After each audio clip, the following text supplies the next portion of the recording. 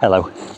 If you've been following my channel, you'll know already that I'm about to put a large or extra large wildlife pond in this corner of my garden. And I've allocated this whole corner of my garden to be a wildlife zone. I've already put in a wildlife log pile and a wildflower meadow. Behind the wildlife log pile is a hibernaculum. There were two pre-existing buddleia butterfly bushes here to my right, and in between those I've gathered up a pile of twigs and sticks and small branches. All the way along the border and behind the camera is a mature dense evergreen hedge, and over the other side of that hedge is open countryside, and just beyond the open countryside is a canal. So we're already close to quite a lot of wildlife here near Nantwich in Cheshire. And in a previous video, I told you all about the design for my large or extra large wildlife pond. And at the end of that video, I ceremoniously dug a small patch of turf out here, and that was officially the start of the dig. But in this video, I'm going to continue with the wildlife pond by marking it out, sketching out a lot of the design on the grass, and continuing a little bit further with the dig. Now, as far as the dig is concerned, many people have already told me to get a mini digger. Well, I could do that, but I'm going to try and do it by hand, because the way I see it is, it goes back to that old saying, how do you eat an elephant? And the answer is in small bite-sized chunks. So if I take 4 or 5 barrow loads every day for the next 2 weeks, eventually I'll have dug my wildlife pond. And I've got my spade and my wheelbarrow at the ready. I've also got some other things in this wheelbarrow which I'll tell you about in a moment. The first of which are these 2 bricks, and I've just brought these simply to point out how large the wildlife pond is. And I want it to be about 6 meters in diameter, and I want the center of that circle to be on the axis of that path so that I can see it clearly from the kitchen window which is behind that van in the distance. So, assuming this is approximately the center of the pond, it's going to go 3 meters in this direction, there, 3 meters in this direction. And I know from previous experience that my footstep is approximately 1 meter. So you can already see how large this pond is going to be. 1, 2, 3, 4, 5, 6 meters across, and I want it to be a circle. But there are a few other considerations that I want to take into account, because eventually, somewhere here, just below the camera, I want a raised deck I can stand on and look down into the pond and across the rest of the garden. I'd also like a path around the perimeter of the pond that I will leave grass so that I can get my mower around it. So again, that brings it slightly further this way, the deck and the path. So if I take a stake out of my barrow, and I reckon that the deck will go to about here, and I shall leave another meter for the path. About here is where the wildlife pond edge will be. And I want that to be central to that path going off into the distance. The path that you can see, by the way, is because I've been doing No Mow May.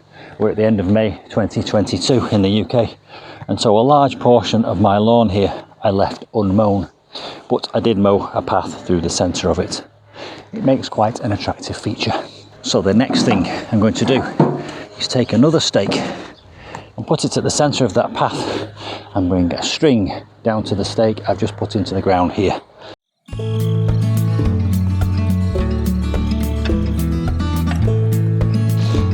And when I step back from this, I can see that it's not perfectly aligned with that path, so I'm going to make a slight minor adjustment by moving this stake across to here, so that I can see now that I do have a lovely straight line.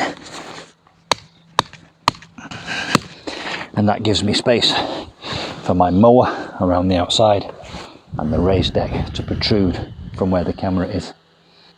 So So that's the centre axis of my circle, which I will be able to clearly see from the cottage, the kitchen window and the back door. Now, one of the reasons I'm going for such a large pond is because I want it to be of such a scale that I can see it from the back door, and it is quite a distance, believe it or not, from here to the cottage. So that's why I'm going for a 6-metre pond.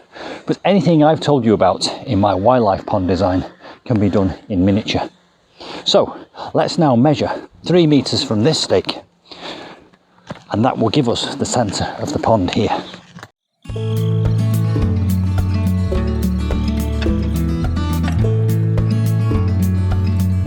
You might be wondering why I've used my fork, and it will become abundantly clear any moment. But I'm just going to do a little bit of a sense check, a double check, and go back to one of these workmen's vans. We're having a little bit of work done in the cottage at the moment, and see if that looks okay. And I think that's going to be perfectly fine. So that fork is now marking the centre of my wildlife pond. Eventually there will be 3 foot depth of water at this point in my garden. Why did I use my fork to mark the centre? Well, because I'm now going to put a 3-metre radius, 6-metre diameter circle, and I'm going to tie the string to this rounded handle here. I'm going to cut a piece of string 3 metres wide, and then I'm going to mark all the way around in a big circle using this line marker spray. And if you watched my wildlife pond design video, which I published a few weeks ago, in which I did my ceremonious first dig, you'll know that this pond is going to have 3 different depths. 3 foot in the middle, then a ledge of 2 foot, and a ledge of 1 foot at the outside. And around a third of the perimeter, from somewhere over here to somewhere over here, there's going to be a shallow sloping beach area.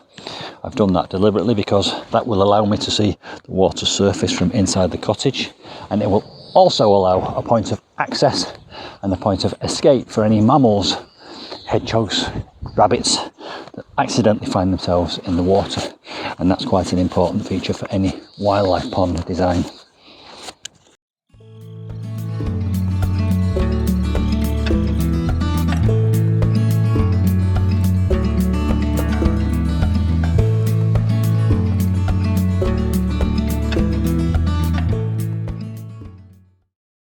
So I can now see a perfect circle in the lawn, and I think that's going to look absolutely brilliant when it's dug out and full of water. Let me get the camera so that I can give you a closer look at this stage. So there's my fork, there's my string going out, the spray marker paint here, and you can follow that circle all the way around here. And that is my 6-metre diameter wildlife pond, and that from the centre here is going to look really rather special from the cottage in the distance. And this is the kind of line marker spray that I've used. Now, I don't know whether that's permanent, and it may have disappeared out the grass by the time I finish digging. So one of the next things I'm going to do is put stakes along this perimeter here.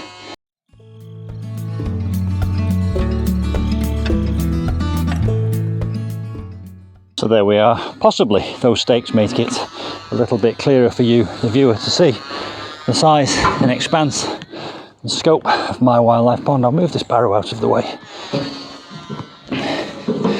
So, and then walk around the edge of it, you can see quite a large area. I'm going to leave the fork in the middle because I'm about to draw 2 more circles. One 4 metres and one 2 metres. And I've been thinking about the process of digging.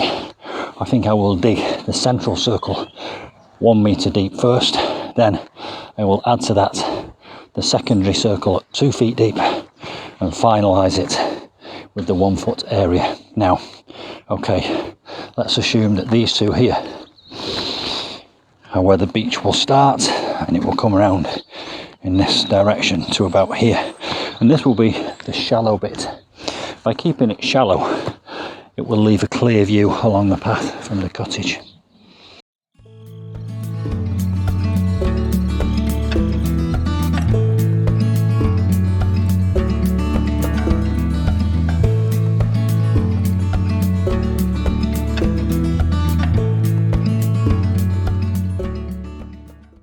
So let me once again get hold of the camera and show you in a little bit more close up. There's the cottage in the distance, there's the path leading to the pond, and here will be the beachy area. And then of course, as we walk around, we can start to see the 3 different depths that I've just marked out all the way around here. And that will give me a variation in depth ideal for different types of plants and wildlife. That is where I already dug a ceremonial sod of earth. I'm now going to continue with the digging. It might take me a few weeks, but I will get there in the end. A lot of the turf is going to go over here behind these bushes on my compost heap, but if I find any good topsoil, and I'm pretty sure I will, it's going to migrate in that direction over there, where I'm going to create some productive raised beds. So there you have it, my extra large wildlife pond successfully marked out. If you've enjoyed that, please do like it and subscribe to my channel if you haven't already done so. I'm now going to continue with the digging, as I've already said, and I'll see you soon.